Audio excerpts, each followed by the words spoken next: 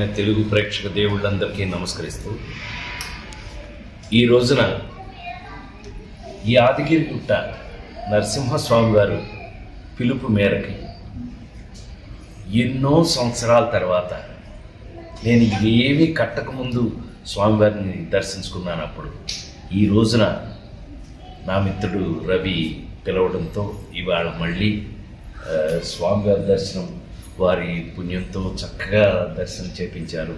మళ్ళా నాకు పాత రోజులు గుర్తొచ్చినాయి. కానీ ఇంత గొప్పగా డెవలప్ చేసి ఇంత అద్భుతంగా ఈ ప్రాంతాన్ని తీర్చిదిద్దారు. నాకు ఎంత సంతోషంగా ఉందో చెప్పలేను. ఎందుకనంటే ఇది మన ఇల్లు, మన ఇంట్లో ఒక స్వామిని మనం మరి ప్రత్యేకంగా తీర్చిదిద్దుకున్నామని మన భావన నాది. మీ అందరికీ తెలుసు, తిరుమల కొండ మీద కాటేజ్ కట్టిన ఏకైక నటుడిని నేను. అది స్వామివారి భిక్ష. అలాగే ఇవాళ స్వామి కూడా ఇవాళ నన్ను పిలిచారు ఇక్కడికి. మరి ఆయన ఆదేశం ఏముంటుందో నాకు తెలియదు.